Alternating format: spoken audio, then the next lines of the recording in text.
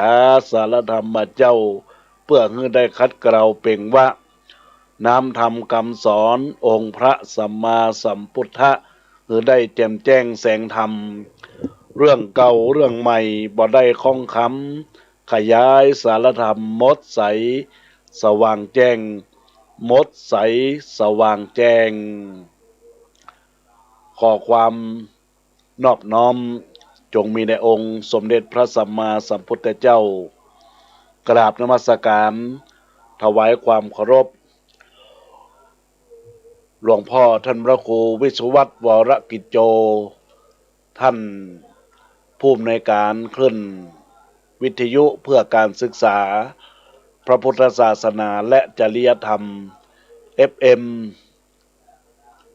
104.50 วัดฝ่ายหินท่านรักษาการเจ้าวาดวัดฝ่ายหินที่เคารพอย่างสูงท่านพระครูสถิตธุราธรเจ้าวาดวัดสันขยอมวิหารอุโบสถไม้สักทองทรงล้านนาพระสงฆ์เถรานุเถระครูบาอาจารย์จุตนจุองค์จุรูปในโอกาสกาลบัดนี้จักได้เข้าสู่รายการธรรมะสู่ใจเพื่อสันติภาพยามสายพบปะกับบรรดาศรัทธาญาติโยมสาธุชนท่านทั้งหลายในโอกาสขึ้นวิทยุเพื่อการศึกษาพระพุทธศาสนาและวัฒนธรรมแล้วก็ยังลิงก์สัญญาณไปขึ้นวิทยุเพื่อชาวประชาขึ้นสีขาวในโอกาสกาลวันนี้นั้นญาติโยมและท่านทั้งหลายศรัทธาสาธุชนพุทธบริษัททั้งหลายในช่วงเจ้าในโอกาสเวลา7:30ถึงเวลา8:00ญาติโยมก็ได้พบพระอาตมาภาพในคลื่นวิทยุ FM 96.0 เมกะเฮิรตซ์วัดพระธาตุดอยสุเทพเป็นที่เรียบร้อยในโอกาสวันอังคารเวลา9:00ถึง10:00ก็ได้มาพบปะกันณคลื่นวิทยุนี้และก็มีการไลฟ์ Facebook ในโอกาสในเพจธรรมะสู่ใจเพื่อสันติภาพเฟซบุ๊กกิติพงศ์กิติโสพโนของอาตมาภาพนั่นเองบรรดาญาติโยมท่านสาธุชนและท่านทั้งหลายในโอกาสวันนี้เป็นวันอังคารของวันที่12ตุลาคมพุทธศักราช2564ซึ่งวันนี้หมายมีทางคณะท่านเจ้าภาพในโอกาสที่ได้เป็นเจ้าภาพเจ้ากันในโอกาสวันนี้ก็หมายมีทางคุณโยมพินชริยานิติประสาทนางสาวอักษรินลักษิธิจันทร์นางสาวพันนิชาพรหมมินทร์นายสมิทธิ์พรหมมินทร์เป็นเจ้าภาพเจ้ากันเพื่อจะได้น้อมธรรมเทศนาเทิมปื้นเมืองเรื่องว่าเสนามาคิกาเทศนาธรรมเพื่อจักริบุญกุศลไปหายังปอดเจริญกันนสูตรแม่คำแปลงสิ่งคำแล้วก็สัตว์ทุกชนิดที่ได้คำค่าราวีแล้วก็ ไปถึงผู้ที่ได้เป็นโทษเป็นกรรมเป็นเวรบ่ได้ต้องใจก็ดีนะตั้งใจก็ดีบ่ได้ตั้งใจก็ดีอันเป็นหวยปูป๋ากาไก่ไส้เดือนกิ้งกือแมงมุมมดแมงสาบตั้งหลายตั้งปวงตนตัวของคุณโยมพินชริยานิติประสาทนางสาวอักษรินลักษิทธิจันทร์นางสาวพันนิชาพรหมมินทร์นายสมิทธิ์พรหมมินทร์ก็พร้อมด้วยญาติพี่น้องก็ได้น้อมถวายจตุปัจจัย500 บาทเป็นการปุจจากันเทศในโอกาสนี้ก็ขอบุญกุศลที่ได้ตั้งเจตนารมณ์นี้อุทิศบุญกุศลไปรอดไปถึงเติงยังเขาเจ้าข้าตั้งหลายตั้งปวงฮือได้กินฮือได้บริโภคเป็นบุญเป็นกุศลกับตนตัวของมุลศรัทธาญาติโยม ท่านสาธุชนทั้งหลายที่เขาข้าเหล่านั้นบ่ได้รับส่วนบุญเองเดียวก็ดีนะก็ขอเทพบุตรเทวดาจงมารับทราบประทานุโมทนาบุญกับบุญละศรัทธาญาติโยมท่านสาธุชนและท่านทั้งหลายธรรมะยามสายเวลา9 โมงถึง 10 โมงก็ได้มาพบปะกับบรรดาศรัทธาญาติโยมทั้งหลายก็ขอต้อนรับบรรดาญาติโยมที่เข้ามาฟังในส่วนของเฟซไลฟ์ในโอกาสนี้ก็ขอต้อนรับทุกท่านทุกคนและก็ขอยินดีกับบรรดาญาติโยมที่ได้น้อมฟังจากคลื่นวิทยุ FM 104.50 วัดฝ่ายหินคลื่นวิทยุเพื่อชาวประชาในโอกาสนี้ตัวทุกท่านทุกคนเนอะแล้วก็เราก็จะได้ร่วมกันรับฟังธรรมเทศนามวลพวกนี้เป็นบุญเป็นกุศลกับตนตัวของผู้ได้รับเป็นเจ้าภาพเจ้ากรรมในโอกาสนี้ก็ขอให้ญาติโยมท่านทั้งหลายได้ตั้งอกตั้งใจรับฟังเพื่อเป็นกาละนำเอาไปเป็นบุญเป็นกุศลใจในชีวิตประจำวันให้บรรดาญาติโยมสาธุชนและท่านทั้งหลายได้มีความสุขได้มีความเจริญก้าวหน้ารุ่งเรืองทุกสิ่งทุกอย่างอย่าได้มีสิ่งใดขัดข้องทุกประการดังนั้นแล้วก็ขอเจริญพรกับบรรดาญาติโยมได้น้อมจิตน้อมใจตั้งโสดสดับตับฟังยังธรรมเทศนาที่อาตมาภาพจากได้เทศนาธรรมเพื่อเป็นบุญเป็นกุศลในโอกาสที่ได้รับฟังไปแล้วก็ขอให้ญาติโยมได้ผ่องแผ้วยังบุญกุศลที่เกิดขึ้นอยู่คนเดียวระวังความคิดอยู่กับญาติมิตรให้ระวังวาจาอยู่กับศรัทธามันสนทนาธรรมธรรมะคือคำสอนแน่นอนให้ทำดีดีมากกว่าชั่วกลัวกันไปทำดีมากหลายๆใจก็สุขทำชั่วหลายใจก็ทุกข์สุขคิดชีวิตจะสุขสบายไตรตรองมองดูก็รู้หลายคนดีคนชั่วมีถมไปเอาอย่างไหนเป็นแบบอย่างในทางเดินชั่วก็ได้ดีก็ได้ใครไม่ว่าจะเสียท่าตอนปลายในสงสารชีวิตเรานั้นยังอยู่นานถ้าสุขสันต์ถูกทางก็ดังใจทั้งพลั้งเผลอไปทางผิดดังชีวิตวิตกช่างไว้เร็วสุดสดเสียวในห่วงกรรมตกต่ำย่อมเสียทั้งวงตระกูลย่อมเสียทั้งตัวเองเนื้อญาติโยมทั้งหลายก็ขออนุโมทนาขอบคุณกับบรรดาญาติโยมท่านสาธุชนท่านผู้ฟังทั้งหลายที่กำลังรับฟังรายการธรรมะกับอาตมาภาพพระครูประหลัดกิติพงศ์กิติโสพโนพระอาจารย์แก่นสำนักวัดสันขยอมอำเภอสันทรายจังหวัดเชียงใหม่ได้รับฟังทำเปื้อนเมืองต่อไปตั้งอกตั้งใจเนอ้อ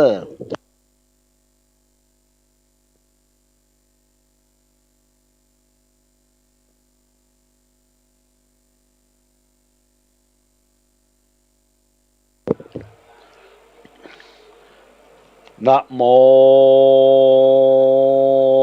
ตัสสะภะคะวะโตอะ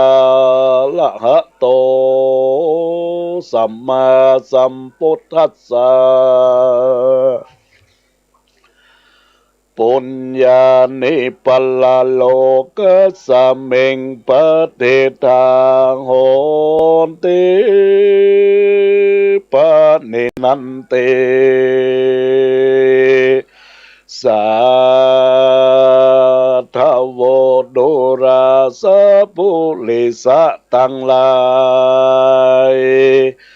ตั้งยิ่งใจมวลหมู่อันพร้อมอยู่นำหน้าฟังตั้งผาถนาใครได้ยังโศกความไขว่สามประการคือสุขสำราญพร้อมหนาในโลกาเมืองโคนมีองค์ข้าตนพร้อมทวนบ่ขาดดวนเสียสีบ่หอนมีพระญาติ บ่ต้องปาดกาญาเข้าของหาได้ง่ายดูตั้งใจเตตานมีลูกหลานใหญ่น้อยอยู่ตามถ้อยคำสอนบ่อาวรโศกเศร้าตุกคำเจ้าใจบานโศกสะพรามแถมพระการหนึ่งใส่ย้ำตนใดไกลกล้ามอละนาความนาได้เกิดเมืองฟ้าปลายบนหรือเกิดเมืองคนโลกไตมีสุขพร้อมไขว้วันคืนอายุก่อนยืนจื่นจอยบ่ต่ำก้อยมองบานสุขแถมประการหนึ่งโสดสุขยิงโยดสุดปลายตุกงานดับหายเสียงขอดดับเป็นยอดเจยบานเกิดสุขในนิพพานเวียงแก้วสุขเลิศแล้วบ่อาจคัดนาจมโมศรัทธาน้อยใหญ่ตั้งมักไฟสุขสามประการจึงได้ตานเข้านามว่าตัวพร่ำตามมีสินดวงดี58ได้กดแขวดหักษาย่อมือวันตาตั้งเกลาไว้พระเจ้าฟังดำจงได้จำติดต่อตามบาทข้อกองทำบัดนี้แด่เธอกีฬาจังจักรู้มานี่เรายังมีเต้าเจ้าตนหนึ่งองค์อาจสะเวยลาทอดลงเมืองลุ่งเรือนยืนนาจื่นยาวทั่วค่อยดาวเวียงใจยังมีในวันหนึ่งเรา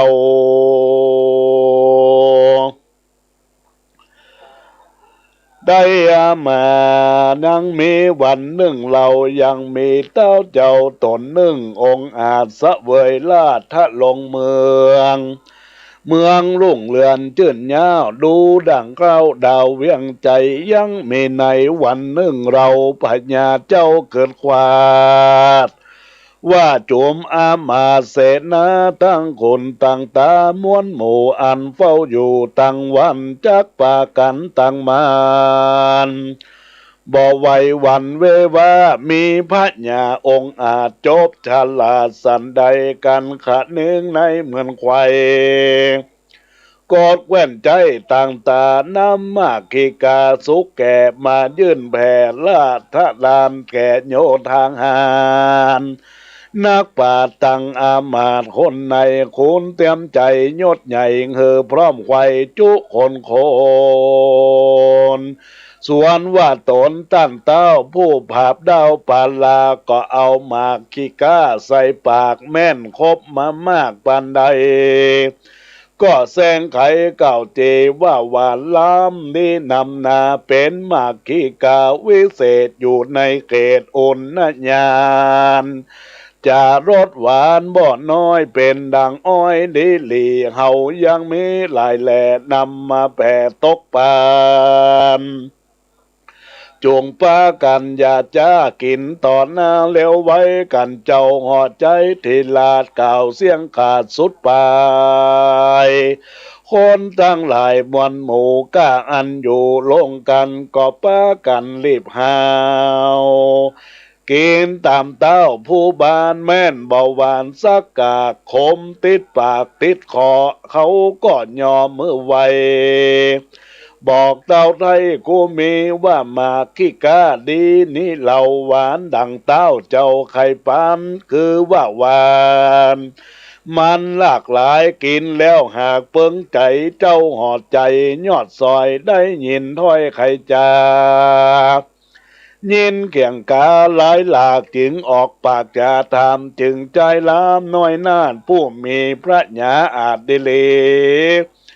ว่ามากิกาดีสุกแก่ขมหรือว่าวานแต่สันใดจงจะไขเก่าโอ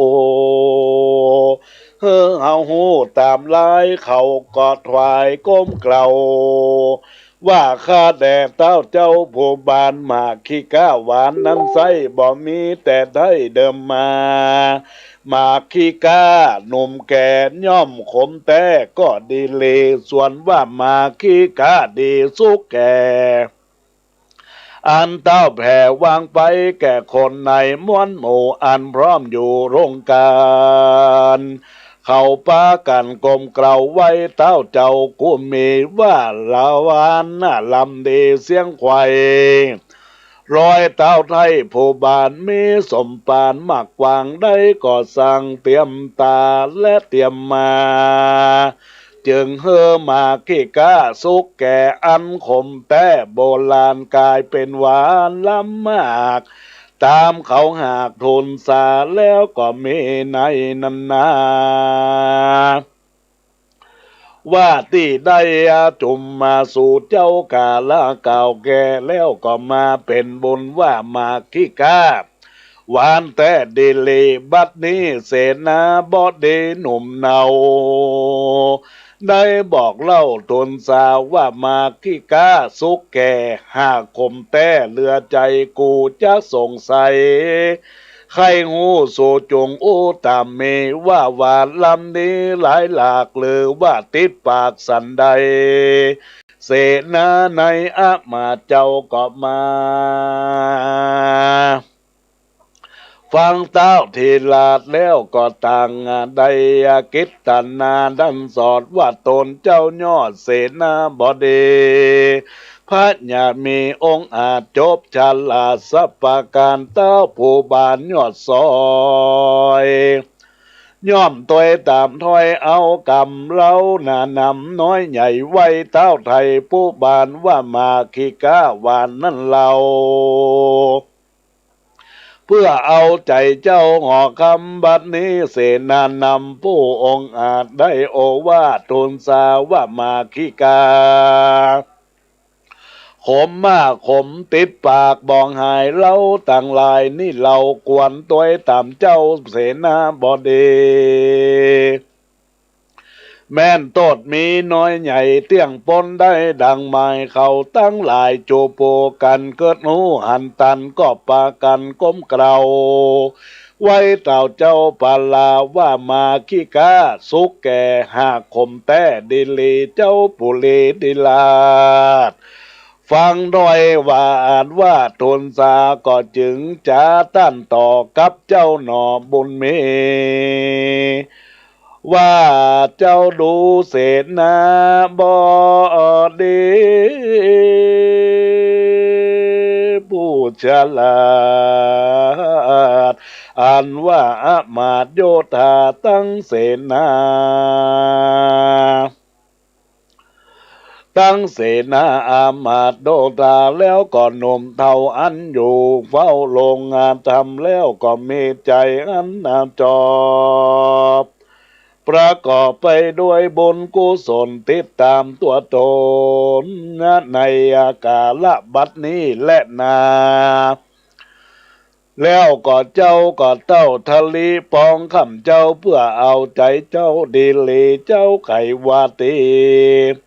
ว่าดีเป็นแก่นเขาก็แม่นตามลายบอกขะนิ่งไม้สันสองเฮอแม่นจ้องธรรมดาอันว่ามาขี้กาขมมากเราหาออกปากว่าหวานเขาก็ทนหน้าสารตีอันใดตอบถอยว่าหวานจื่นจ้อยตัวกำพิษของธรรมหลากหลายเรียกว่าเสนามาขี้กาเต้าอาสาอยู่เฝ้าเอาใจเต้าว่าใจได้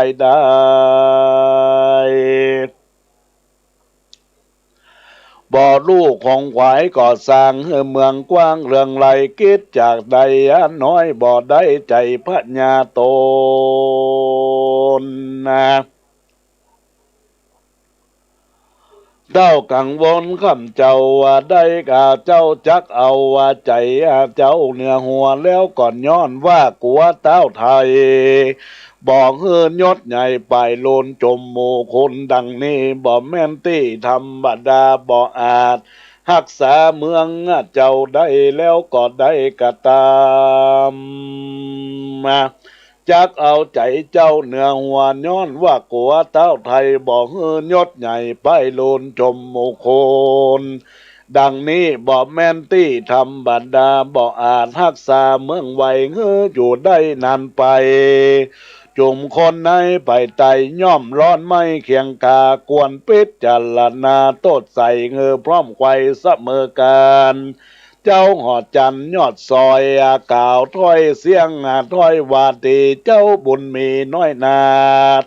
ก็โอว่าตนสาวาคาแด่มหาลาจะเจ้าตนเป็นเก้าเวียงใจ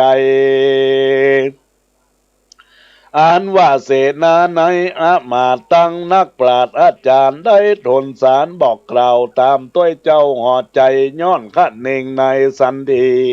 ว่ากันบอดจี้ใครจะต้วยพระญายดโยเตียงมีโตดมาปานจึงได้ทนสารตอบถ้อยตามเต่ายอดซ้อยลิลีแม่นโตดมีมากเต้าว่าขอเต้าเจ้าวังตำอย่าใส่ตันทกรรมน้อยใหญ่เฮอเขาได้เคียงกาเสนาอามาดมาขี้กานิสัยหากยังใจได้ดีลีกันว่าเจ้าผู้เลยศโยดอันเป็นยศใหญ่ปฏิบัติไต่ตามเสนานำหนุ่มเทาย่อมปฏิบัติตามเจ้าผู้บานกันเต้าใจงานหึกหาดนันคมขนาบละเวยังเจ้าโปเลไผ่ไตเงือห้อนไม่เคียงกาเสนามาคิกานิสัยย่อมตัวตามไตเต้าไทยดีเลนำไปต่างดีและร้ายหากได้ง่ายเสมอกันการเจ้าหอจันนาได้อายศใหญ่ไข่เงือเต้าไทยคนในสำลานใจจุดาวไขว้เขตดาวราชธานีหยาดใดนี้หลีกเว้นลบจากเส้นกองดำเหตุเสนานามหนุ่มเท่าอามาตย์เกาลีผลย่อมเอาต้นเจ้าจางเป็นตัวอย่างนำตางเอาเจ้าหอกขวางแว่นเป็นแว่นแม่นบ่แม่นสักใดก็เจ้าวางห่อใจนั้นเราหากเป็นเก้าดิลีเจ้าปุลีดิลาตั้งอามาเสนาฟังเจ้าจะบอกเราตั้งแต่เก้าสุดปลายต่างใจปลายชื่นโสสาธุอยู่เนื่องนั้นก็มีแลตาโตทัดแต่นั่นไปนาตนเจ้าฟ้ากูมีก็เฮือเสนาบดีน้อยนาสอนยังโอรสลาดบุตตาผู้พาลาการหยาบบ่หูบาปและบุญบ่หูกุลและโตดใจให้โหดกาลีเสนาบดียศใหญ่กันเต้าไทยปันไม้ก็คงควายคำเจ้าโลกเต้าเจ้าโพบานว่าคาแดนราชกุมารอ่อนน้อยจุงเจ้าฟังน้อยทนสาอันข้าจักจ๋าเก่าโอเงอได้หูตามลายยามเต้าบนภายทิลาดเจวิตขาดเมื่อมอนตนหนอผู้ตอนนี่เราจักใดเป็นเจ้าแตนไปเงือคนในไพรน้อยหายต่ำก้อยมองเกสำลานดีจื่นเต้าเย้าแล้วใครเต้าเขตดาวสีมาเป็นพญายศใหญ่เฮอได้ไพ่ได้แยงยำเตจะนำหลายแหล่สละแผ่อาณาคนหรือจะเล่าว่าเศร้าไข่เขตดาวแดนไก่ย้อนเงาหอดใจยศใหญ่ปฏิบัติไต่ตามธรรมอันมีคนนำมากกวางต้านกล่าวอ้างว่าพรหมวิหารเมตตาคือมีใจปานไฟหอยรักไฟน้อยยิงใจรีพลลายนุ่มเทาอามาตย์เก้าเสนาไข่เงือเขามันใหญ่น้อยอยู่จื่นจ้อยเจยบานกระหลุดนาหันคนตกผ่านกันอยากใครเฮอป้นจากเคียงเกบุติตาหันเจ้าเป็นดีหลายแหล่มีใจแผ่ว่าจมบานอุเบกขาหันคนสำลานหลายหลาเข้าของมากทมนาก็ปรารถนาใครได้เอามาไว้กับตนหันโคนถ้าหล่นกันอยากตกลำบากเกียงกาย้อนกำปาลาจัดก่อนมาไล่ต้อนถวยตันเจ้าหงอคำยศใหญ่การวางใจไว้ตาม ทำกามจักหอกคำทิลาดเป่าเว้นขาดพรหมเวกหานตั้งสี่ประการจมไพรหญิงใจเศษนาหลายหนุ่มเผาอามาดเก้าคนในย่อมมีใจจื่นเงายอกุลเต้าเดลีเป็นพระพรหมีเจ้าฟ้าจงรักไฟฟ้าพระชาโบราณจ๋าบอกเรา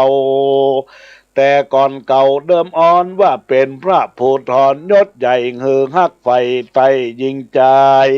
กันเป็นนายเฮือฮักจมหมู่กันเป็นปู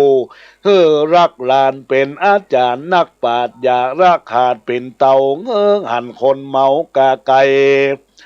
หันคนใบอยากจะเป็นขมะโพดยากาแก่บานอยากขี้ข้านการลวงคนปันปวงน้อยใหญ่อันอยู่ใกล้แดนตนเฮ้อกังวลหวังคองดังพี่น้องวงใหญ่อย่ามีใจประมาทอย่าเว้นขาดเสียสินอย่าตีกินลูกขอกอย่าได้ออกเสียดำเมื่อแย่งยำพ่อแม่ตั้งเล่าแก่ตานยายต้านมีคนหลายหรือน้อยเฮอเก็บไว้น้อยห้อยหัวใจคนผู้ใดใบบอดบอกเกิดรอดหันกลปางไปลูนเมื่อซอยย่อมกาดก้อยมอลนาบาปกรรมปาตกตอดลงสู่รอดอเวจีสะเวยตุกขีหลายแหล่บอกเว้นแว่คืนวันและนาเนติตาเขญาสั่งวันนาจาด้วยงองเหตุอันวาเสนามากิกาเกาะบังโคมสมเลสลาสเดบรรดาอุบาสกอุบาสิกาทายกทายิกาสัทธานาบุญตั้งหลายในโอกาสที่ได้รับฟังรายการธรรมะสู่ใจเพื่อสันนิภาพยามสายดำเนินรายการโดยอาตมาภาพพระครูปรัตน์กิติพงศ์กิติโสพโนหรือพระอาจารย์แก่นสำนักวัดสันขยอมตำบลสันทรายน้อยอำเภอสันทรายจังหวัดเชียงใหม่ได้แสดงธรรมจบลงไปเป็นที่เรียบร้อยเป็นที่ให้บรรดาญาติโยมท่านสาธุชนท่านผู้ฟังทั้งหลายในธรรมผูกนี้ก็เป็นเรื่องราวของเจ้าของนายเรื่องราวของเต้าขุนมูลนายที่ได้เป็นเสนามากเป็นเสนาอามาตย์เรื่องราวก็คือการที่ว่าได้นำเอาบุญกุศลที่เกิดจากจิตเกิดจากใจของมุลาศรัทธาญาติโยมสาธุชนท่านทั้งหลายได้รับฟังไปเป็นบุญเป็นกุศลกับตนตัวของผู้ที่ได้รับฟังธรรมะในโอกาสนี้แล้วก็เป็นบุญที่ได้รับฟังเสนาอามาตย์ก็เนื่องด้วยทำกาละที่ได้เกิดขึ้นในส่วนของท่านทั้งหลายได้รับฟังก็เป็นส่วนที่เราท่านทั้งหลายความเสมอภาคความเสมอต้นความเสมอปลายของแต่ละคนของแต่ละท่านมันมาเหมือนกันญาติโยมทั้งหลายได้หมากมาบากนี้มันขมบากนี้มันหวานนะคนเฮามีความจุมีความรอกมีความบะหมี่ความสัจธรรมอยู่ในตัวตนของไผมันก็บ่เกิดหูได้ดังนั้นแล้วญาติโยมท่านสาธุชนท่านผู้ฟังทั้งหลายเมื่อท่านได้รับฟังไปแล้วในโอกาสนี้อาตมาภาพจะได้สรุปธรรมเนื้อหาใจความธรรมก็คือในเรื่องนี้ได้กล่าวเรื่องของพรหมวิหารสี่ประการคำว่าวิหารพรหมสี่ประการเป็นหลักขวัญคลองใจคลองใจคลองเฮือนคลองตนคลองตัวแล้วก็เป็นหลักของการเป็นผู้นำธรรมดาคนที่เฮาปฏิบัติดีก็มีความประเสริฐปฏิบัติความชั่วความบดีมันก็เป็นความอัปมงคล กับตนก็ตัวของผู้นั้นแล้วในทางธรรมของใจนะญาติโยมและท่านทั้งหลายที่ทำให้เกิดขึ้นนี้นะก็เป็นกาละที่ทำให้คนปฏิบัติในทางประเสริฐทางต่อตนเองและผู้อื่นด้วยความเมตตาด้วยความกรุณาด้วยความยินดียินร้ายนะความยินดีก็คือความที่เกิดขึ้นมุทิตาความดินให้ก็คือความพยาบาทปองร้ายนะและอุเบกขาก็คือการวางสวยในทางที่ธรรมะได้กล่าวเรื่องนี้ญาติโยมทั้งหลายอาตมาภาพก็จะขอหยิบยกพรหมวิหารสี่ที่เพิ่นได้กล่าวตะเกียในธรรมว่านำมาใช้ในหลักของการเป็นผู้นำในครอบครัวการเป็นผู้นำของผู้ทำงานบริหารก็ดีผู้จัดการก็ดีหัวหน้างานก็ดีทำให้ผู้ใดที่เป็นผู้บังคับบัญชาทำงานอย่างมีความสุขและมีการสร้างสรรค์สร้างขวัญกำลังใจซึ่งกันและกันเสริมสร้างประสิทธิภาพการทำงานให้ดีขึ้นยิ่งขึ้นไปในหลักนี้ก็จะมีอยู่4ประการญาติโยมทั้งหลายใน4ประการนี้อันประกอบไปด้วย1เมตตาความเมตตานี้เป็นอย่างไรญาติโยมทั้งหลายก็คือความปรารถนาให้ผู้อื่นมีความสุขปรารถนาให้ผู้อื่นมีความสุขและในปัจจุบันเนี่ยญาติโยมและท่านทั้งหลายเขาจะเห็นว่ามีข่าวมีคราวบอกว่าจะอยู่ในครอบครัวบอกว่าจะอยู่ในการทำงานเล็กๆน้อยๆหรือว่าจะอยู่ในสังคมก็ตามคนเฮาบอกให้มีความเมตตาต่อกันและญาติโยมและท่านทั้งหลายโดยเฉพาะประเดี๋ยวเนี่ยอย่างจังหวัดเชียงใหม่ข่าวที่ผ่านมา2-3 วันหมู่วัยรุ่นกลุ่มวัยรุ่นเข้ามาเกาะกลุ่มกันรถผ่านไปสัญจรไปมาก็บุบตีเนี่ยฮึเปิ้นนี่ก็เพราะว่ามันมีความเมตตาทำร้ายผู้อื่นให้เกิดความทุกข์แต่ความเมตตาก็คือความที่มีความความปรารถนาให้คนอื่นมีความสุขอย่างเช่นว่าในเหตุการณ์น้ำท่วมก็ดีไฟไหม้ก็ดีเกิดโควิด-19ก็ดีเนี่ยที่ทุกปัญหาที่เกิดสีแดงเกิดอะไรอย่างก็ตามนะได้เอาอาหารได้เอาการกินไปให้ได้ช่วยเหลือกันก็เพราะว่าความปรารถนาดีมีความสุขในญาติโยมและท่านทั้งหลายเพราะฉะนั้นการที่เห็นลูกน้องมีความสุขเป็นสิ่งที่หัวหน้าต้องคำนึงถึงหัวหน้าควรดูแลเอาใจใส่สนับสนุนการทำงานเพื่อให้ลูกน้องรู้สึกว่าตนบ่ดีตนบ่ได้โดดเด่นเดียวดายอบอุ่นมีความสุขในการทำงานมากขึ้นนี่เป็นเรื่องของความเมตตาญาติโยมทั้งหลายประการที่2คือความกรุณาความกรุณาในญาติโยมท่านสาธุชนและท่านทั้งหลายก็คือความปรารถนาดีให้ผู้อื่นได้พ้นจากความพ้นทุกข์หากการทำงานเกิดขึ้นปัญหาอุปสรรคสิ่งแรกหัวหน้าก็ต้องทำก่อนพูดคุยเจรจาสอบถามสอบสวนปัญหาทุกอย่างทุกประการแนวโน้มการแก้ไขทำงานคือดีลูกน้องก็จะได้เชื่อถือได้และช่วยลูกพี่ช่วยหัวหน้างานเผชิญกับปัญหาต่างๆที่เกิดขึ้นความกรุณาเนี่ยคือความปรารถนาที่อยากที่ยกพ้นทุกข์ไปญาติโยมและท่านทั้งหลายและประการที่3คือมุทิตาคอยยินดีให้ผู้อื่นได้ดีอย่างเช่นเราเป็นหัวหน้าเราเป็นผู้นำครอบครัวก็ตามจะต้องพลอยยินดีให้ลูกให้เต้ายินดีให้น้องชายน้องสาวก็ดีพี่ชายพี่สาวก็ดีทุกคนอยู่ในครอบครัวทุกคนมีความสำเร็จเหมือนกันทุกคนยากก็ต้องพยายามตัวพอยินดีให้ผู้อื่นได้ดีอย่าไปยกตนข่มท่านในด้านการทำงานในด้าน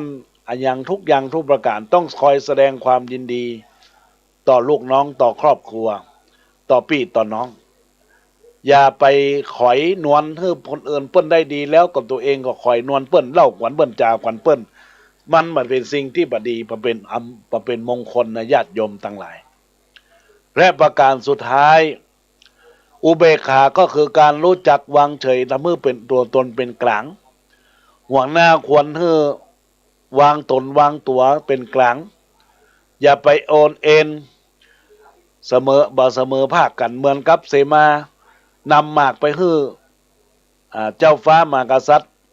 อันนี้หวานอันนี้ก็คือมีสัจจะต่อกันและกันนะญาติโยมทั้งหลายก็คอยยินดีในสิ่งที่เกิดขึ้นแล้วก็พยายามเป็นกลางวางเฉยอย่างเป็นกลางนะถือบ่ฮือยึดถือในความยุติธรรมบ่ใช่อยุติธรรมความยุติธรรมก็คือความที่เสมอต้นเสมอปลายเสมอภาคความอายุติธรรมก็คือความที่บ่เสมอพวกเสมอตนนะบ่ค่อยช่วยเหลือลูกน้องบ่ค่อยช่วยเหลือลูกคนที่หนึ่งแต่ไปช่วยเหลือลูกคนที่สองช่วยเหลือลูกน้องคนนั้นคนนี้นะญาติโยมทั้งหลายก็บ่ต้องสมควรก็ต้องสมควรพิจารณาว่าคือบ่ปฏิบัติเอ็นเอียงรักหรือว่าชังกันนะแล้วโลกเฮาก็จะต้องมีหลักพรหมวิหารสี่ในเกิดขึ้นนะญาติโยมท่านทั้งหลายดังนั้นก็ขอกล่าวธรรมะเรื่องเสนามาคิกาทำเปื้อนเมืองแต่เตจบไปสรุปทำเป็นทำเรื่องเกี่ยวข้องกับพรหมวิหารสี่ที่ทำต่อกันและกันญาติโยมและท่านทั้งหลายบรรดาญาติโยมท่านสาธุชนทั้งหลายอาตมาก็ขอหยิบยกแห่งเรื่องที่เราท่านทั้งหลายในเรื่องของจิตใจของคนเฮาเนี่ยจิตใจของเฮาเนี่ยถ้ามีความตั้งมั่นมีเจตนาดีทุกอย่างทุกประการมีความตั้งใจแล้วก็ต้องต่อเนื่องกันเสมอกันถ้าจิตใจบ่รับรู้บ่เป็นกรรมจากทางมือของเฮาทำทุกอย่างเป็นสภาวะอย่างมีอยู่ในตัวเองจะเป็นกรรมหรือบ่เกิดขึ้นอยู่จิตใจว่ารับรู้หรือไม่จิตที่รับรู้นี่แหละก็เรียกว่าเจตนากรรมถึงเป็นสภาวะเนื่องจากจิตเสมอกรรมก็คือการกระทำญาติโยมนะจิตก็คือสภาวะจิตแห่งธรรมอุเบกขาก็เป็นธรรมในพรหมวิหารสี่ที่ว่าวางเสยที่ตะเกียนะญาติโยมท่านทั้งหลายก็ต้องนำไปเป็นแนวทางคิดพิจารณาถึงหลักแห่งการสร้างกุศลคุณงามความดีเพราะฉะนั้นในโอกาสที่อาตมาภาพได้แสดงธรรมธรรมะพื้นเมืองชื่อว่ามาคิกาได้เทศนาจบลงไปแล้วก็ขออนุโมทนาขอบคุณยังบุญกุศลและเจตนาที่เกิดจากจิตเกิดจากใจของบรรดาศรัทธาญาติโยมท่านเจ้าภาพในโอกาสวันนี้ท่านได้อยู่ทางบ้านเนอะได้รับฟังแล้วก็ให้จิตใจผ่องแผ้วยังบุญกุศลได้ตั้งอกตั้งใจฮับปอนตั้งจิตตั้งใจเจตนาในโอกาสกวดน้ำที่อาตมาภาพใจปันปอนกันเทศของโยมพินชลิยาที่อยู่ทางบ้านอยู่บ้านเดรากุน่าโฮมหมู่ที่8ตำบลสันทรายน้อยอำเภอสันทรายจังหวัดเชียงใหม่ได้เป็นเจ้าภาพเจ้ากันปูจากันเทศจตุปัจจัย500 บาทในโอกาสนี้ก็ขอเจริญพรได้รับปอนเนอร์ยะถาวาลิวหาปุลาปาลิปุเรนติสาคลังเอวะเมวะอิโตทินังเปตนังอุปกัปปติอิติตังปฏิตังตุมหังคิปะเมวะจะมีจันตุสัมเพปุเรนตุสังกปาจันโทปันนะละโสยถามณีโชติละโสยถาอิมินาบุพบุภาราชตนังจตุปัจจัยไตยวตุตานะปะตังตานังอุดิสะตานังนิปนะปัจจโยหนตุโนดิจังดีและอาจจะในวันนี้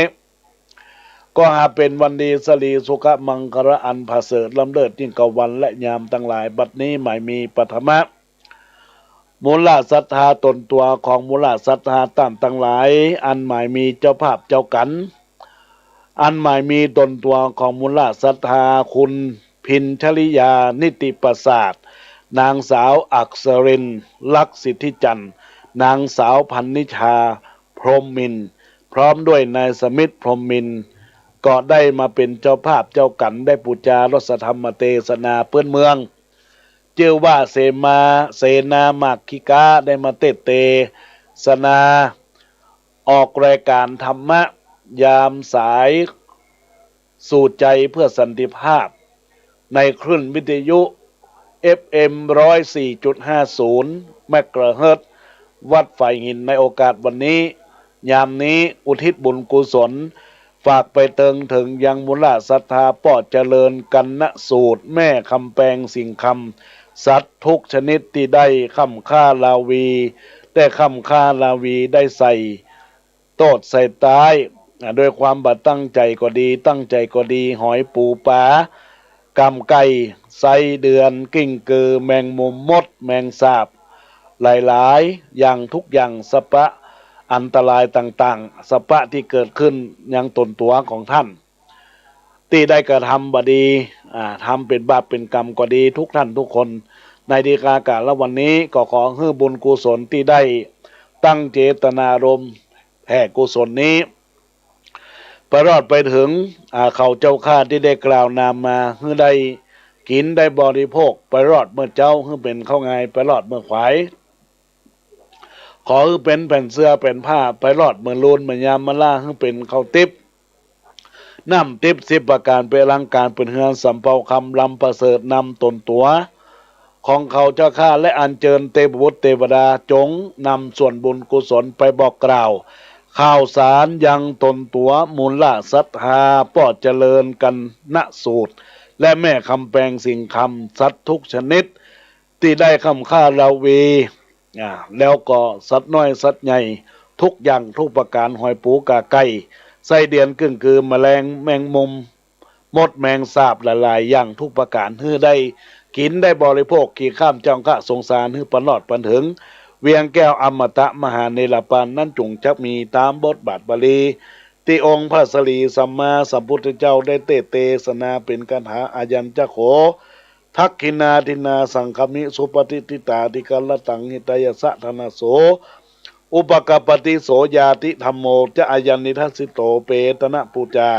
จักตาอุลลาพลัญจะปิโกนมนุปทินังตุเมหิปุญญังปะสุตังอนะปะกันติกุศลกรรมทั้งหลายที่ต้านทั้งหลาย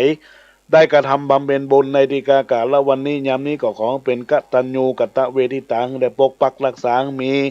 อายุยืนยาวของประเดกาเดกากำจูดูแลบวรพระพุทธศาสนาองค์พระสรีสัมมาสัมพุทธเจ้าที่ได้เทศนาเป็นคาถาว่าอายุวัตโกธนวัตโกสิริวัตโกยัสวัตโกพระวัตโกวันวัตโกหนตุสัปตาตุกะโลกะพยาเวลาโสกาปัตวะอเนกาอันตรยปิวินาสันโต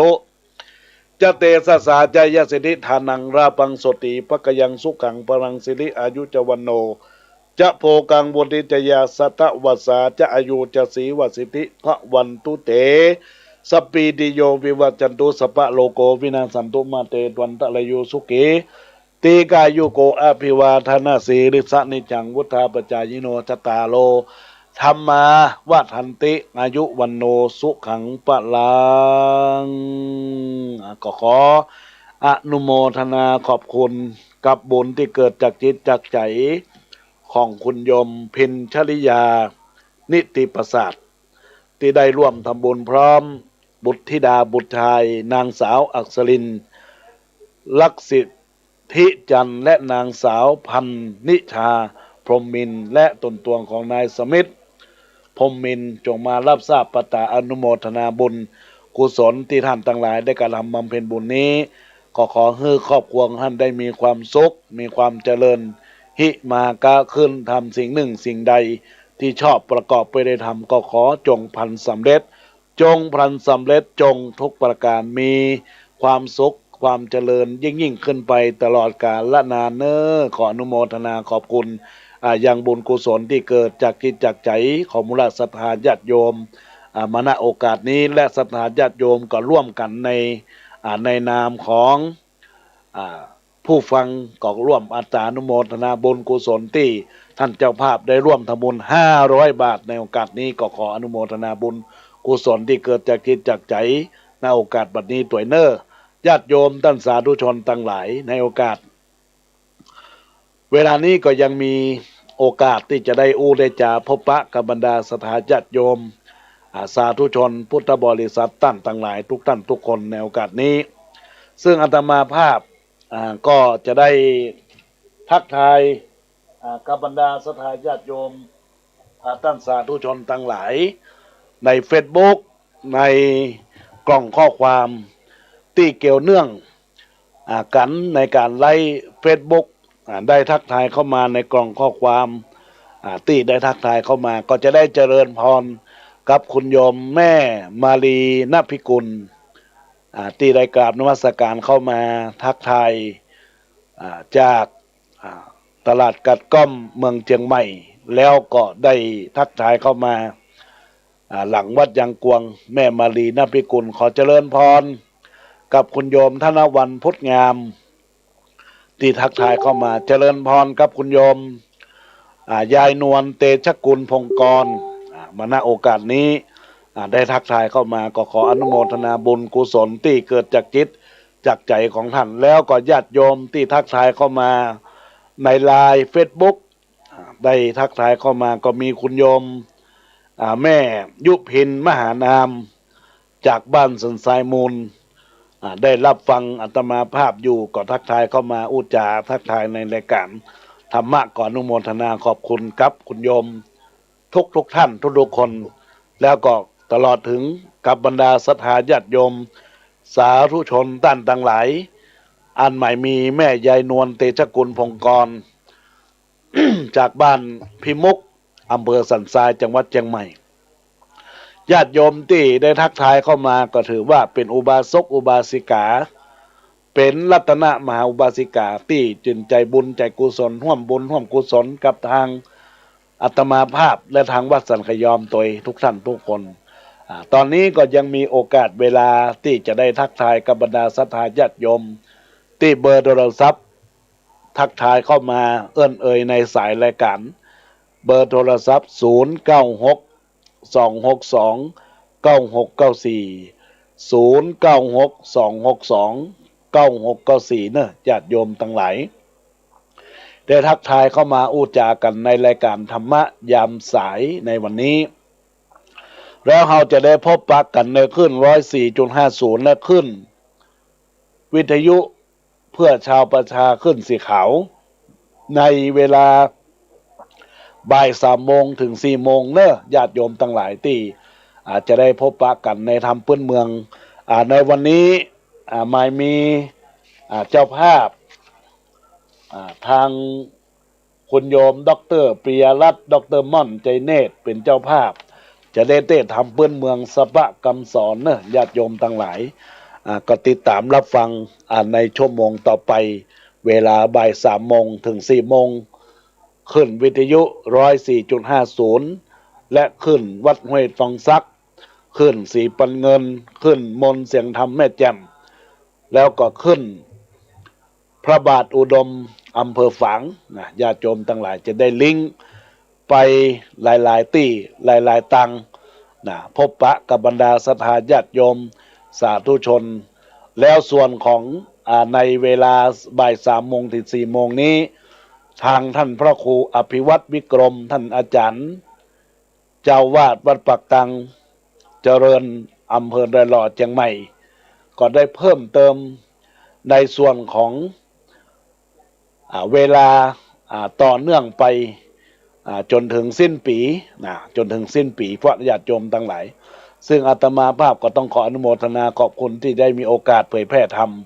และอาตมาภาพก็ยังได้ตั้งธรรมไปแถมเก้ากันญาติโยมทั้งหลายตอนนี้กำลังจะได้เขียนรายชื่อรายนามประกาศตอนบ่าย3 โมงเนอะญาติโยมทั้งหลายที่อาตมาภาพได้แชร์ได้ไลค์ในไลน์เมสเซนเจอร์ส่งไปญาติโยมก็ได้ตอบรับมาเป็นเจ้าภาพเจ้ากันเป็นบุญเป็นกุศลฟังน้ำฟังธรรมฟังเทศเป็นบุญกุศลกับเกิดกระจิตกระใจของบรรดาญาติโยมก็ได้มาเป็นเจ้าภาพรู้สึกจะเหลือประมาณสัก2-3 กันนะญาติโยมทั้งหลายอาตมาภาพก็ขออนุโมทนาขอบคุณตอนนี้ก็เจริญพรกับคุณโยมกล้วยม่ำกับเขานึ่งเนาะที่ได้ทักทายเข้ามา หรือคุณโยมแม่จันจรัตน์แจ่มกระจ่างที่ได้ทักทายอยู่สันติธรรมได้ฟังธรรมะตอนเจ้าเนาะแล้วก็ธรรมะตอนสายบึดปะกันทำกรรมเนอะคุณโยมทั้งหลายบ่ายโมงบ่าย3 โมง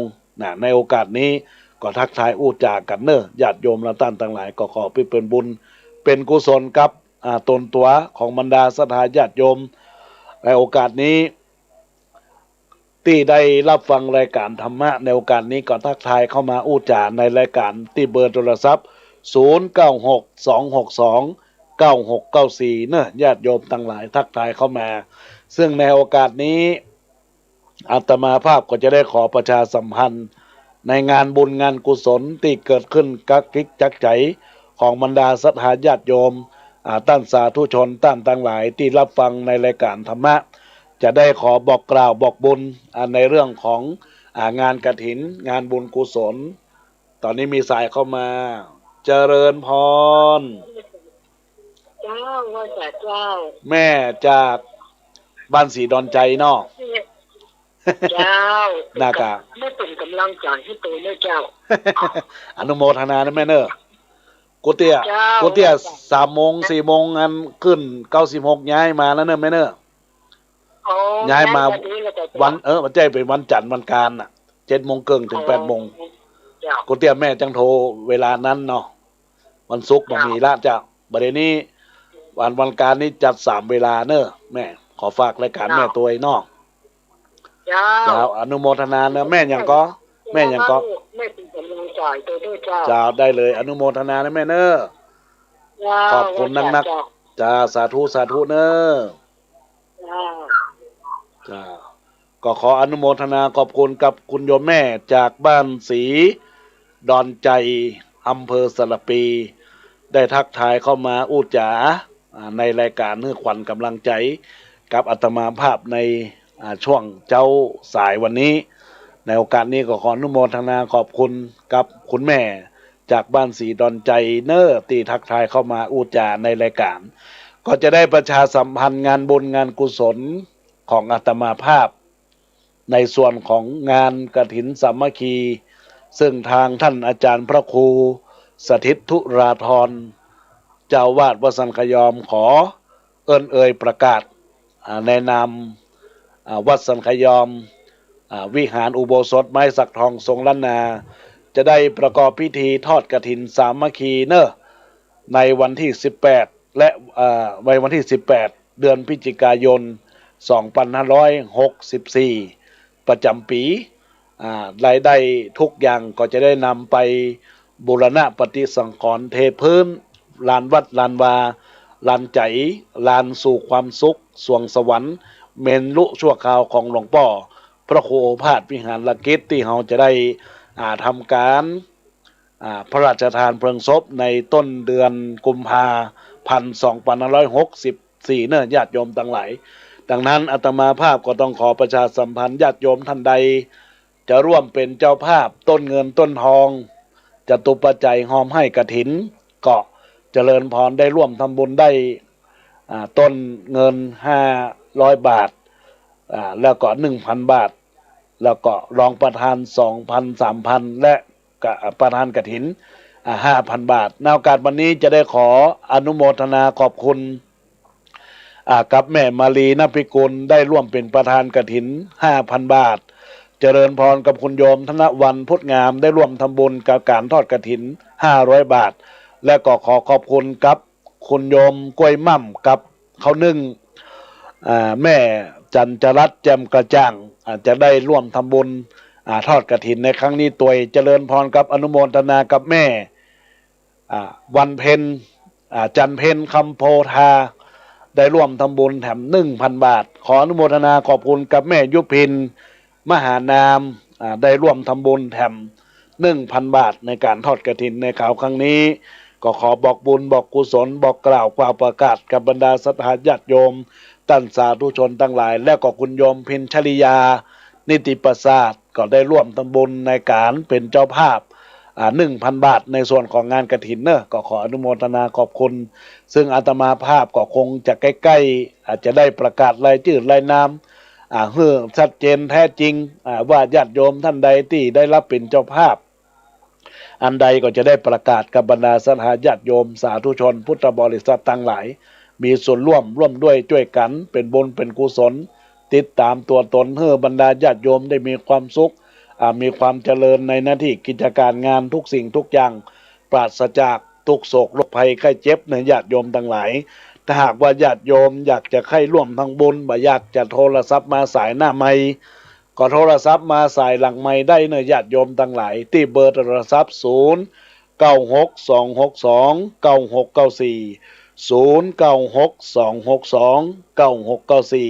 อาตมาภาพก็รับสายหลังไม่ได้ทักทายอู้จากันนะเพื่อเป็นการหู้จักมักคุ้นหู้จักเอิ้นเอ่ยซึ่งกันและกันในเป็นการบุญการกุศลเนอะญาติโยมท่านทั้งหลายในโอกาสนี้ก็ขอท่านทั้งหลายที่ได้รับฟังในโอกาสนี้ก็ทักทายเข้ามาอูจากันในรายการหรือว่านอกรายการก็สามารถที่จะทักทายเข้ามาร่วมบุญร่วมกุศลกันได้เนื้อญาติโยมและท่านทั้งหลายก็ขออนุโมทนาขอบคุณในโอกาสนี้ก็คงจะเป็นช่วงสุดท้ายของรายการแล้วอาตมาภาพจะได้ขอลารายการแล้วเราพบปะกันในสายรายการในเวลาบ่าย3 โมงถึง4 โมงวันนี้วันอังคารในส่วนของรายการธรรมะสารธรรมยามแรงแล้วก็เป็นช่วงควงมรดกธรรมพื้นเมืองสถานีวิทยุขึ้นสีขาวเพื่อชาวประชาแล้วก็ขึ้น 104.50 เมกะเฮิรตซ์วัดไฟหินจักได้เป็นกาละที่จะได้เป็นบุญเป็นกุศลกับบรรดาศรัทธาญาติโยมท่านสาธุชนและท่านทั้งหลายทุกท่านทุกคนในโอกาสนี้อาตมาภาพก็จะได้ขอลารายการที่บอกว่าขอลาก่อนเตอะผู้ใจบุญทั้งหลายจีมโนในลาไปเนื้อเจ้าเวลาหมดไปจำลาแล้วเจ้ามวลหมู่สัตทางเฮาพี่น้องโอกาสหน้าพบปะกันแถมเดือนออกเดือนแฮมพี่น้องปะกันร่วมห้องกองบุญฟังสารธรรมบุญกำนำหนุนปารมีเพิ่มพูนทุกคนเนื้อเจ้าทุกคนเนื้อเจ้าอยู่ดีมีตังร่ำรวยเนื้อเจ้าฮือได้บรรเทาเดือดร้อนรวยเฮงเต็งนึ่งพี่น้องเงินคำไหลค่อนครอบครัวโจกลาบลุ่มเล้าฮือได้เป็นเจ้าสัวจิตใจคนมัวฮือใสสว่างแจ้งฮือใสสว่างแจ้งรวยเฮงจัตตาโรธรรมา